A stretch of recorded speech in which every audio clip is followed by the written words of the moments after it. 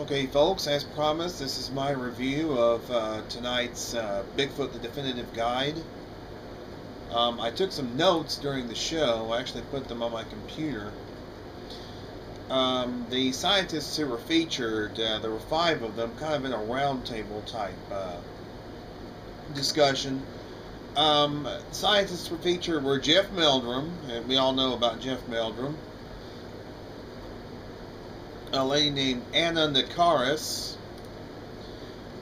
Jack Rink, Ian Redmond, and Bill Sellers.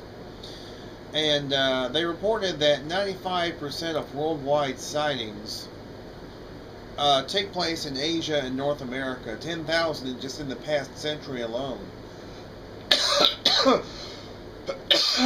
And they reported that there are 65 million acres of forest in British Columbia. Just British Columbia. There were 3 sightings that took place back in 2008 near Chilliwack, British Columbia. And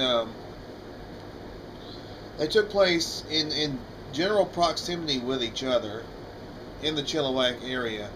2 of them took place within a mile of each other, I think on the same night, within a mile of each other. Which I thought was interesting. They also looked at several videos and films, most of which they dismissed as hoaxes or misidentifications. Ian Redmond actually found some interesting stick structures where there were trees that were standing up and there were trees wedged in between them.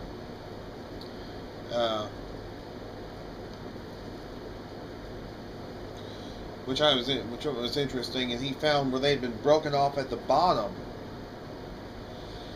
The global map that they showed indicated that Vancouver Island, which is known as Ape Island, is a hotspot of sightings. In 2005, a local near Duncan on the island had a sighting, and then he described a unique facial features plus an ape-like stance. In June of 2006, west of Duncan, there was another witness, Alan Robertson, who has a sighting along with his son, where a Sasquatch shook his truck and his boat. And then on Mount Sicker in 2009, Andrew DeWall had a sighting where he actually threw some rocks at the individual he saw. He heard while he was doing that, he heard a loud roar or yell at the corner of his vehicle, which was a Jeep, which he described as like 20 dogs in sync, howling at the same time. All these sightings took place at night. Ian was shown in the field with a group of local researchers, including Cindy Dozin, who had an encounter herself where she was roared at by something that she ran from and hid behind a tree. They attempted to wood knock. They did some wood knocking, which has been noted in other primates, notably chimps. Dozin let out several long calls and yells to attempt to invoke a response, which garnered a response far off. Jeff Meldrum and John Mayenzinski, in the meantime, were trying a new, untried method, which was tracking dogs, which are used normally for rescue and retrieval. Like rescue and retrieval of dead bodies and things like that. Mayenzinski actually had 2 hair samples, which one was 20 years old, the other was 2 months old, for an indication of what the dogs might be looking for. The second dog reacted to the second sample. And then there was the prerequisite showing. Here we go, Patterson-Gimlin film. They were skeptical. 2 of them were skeptical because of the character of Roger Patterson. I mean, big deal. Here we go again, the same rehashed arguments. Michael McLeod, who wrote the book, what book did he write? Anatomy of a Beast, is skeptical of the PG film being real due to Patterson being a jobless inventor, which I don't understand that, but apparently that was his argument. I mean, all these rehashed arguments over the Patterson-Gimlin film, boring. I go along with what John Bindernagel has said, said on Bigfoot's Reflection about getting into the whole arguments over the Patterson-Gimlin film just gets you into the whole he said, she said paradigm. And it just, he doesn't even raise that as evidence anymore. And I don't blame him. I mean, personally, the Patterson-Gimlin film has been just overdone and it just, the whole Patterson-Gimlin film deal just drives me up the wall. But they finally did get back to some sighting reports. Down in Florida, they went to Florida and they showed the May-HBM skunk ape photos.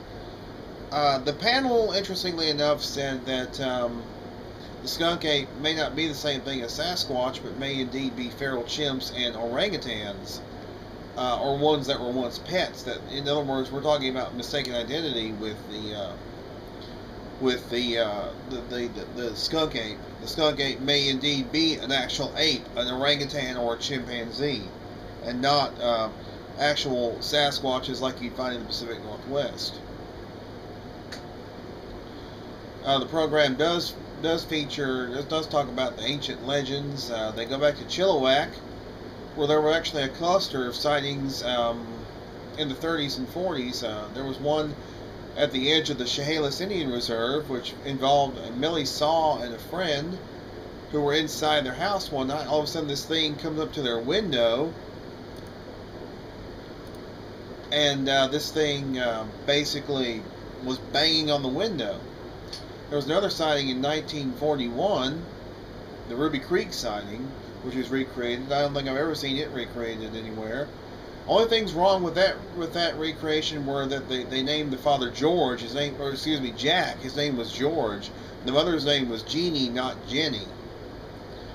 They talked about the food resources and how the Sasquatches live inland from the coast, the theory of the Bering Straits land bridge, just a lot of the same stuff we've seen rehashed.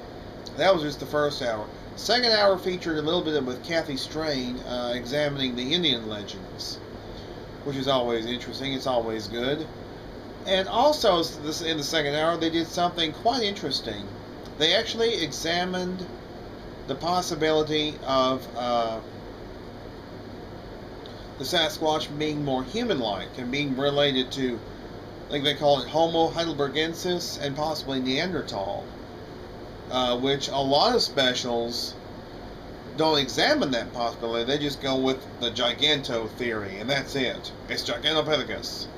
But this one did something different for a change. They actually gave the opinion that maybe it's not Gigantopithecus. Maybe it is more human-like.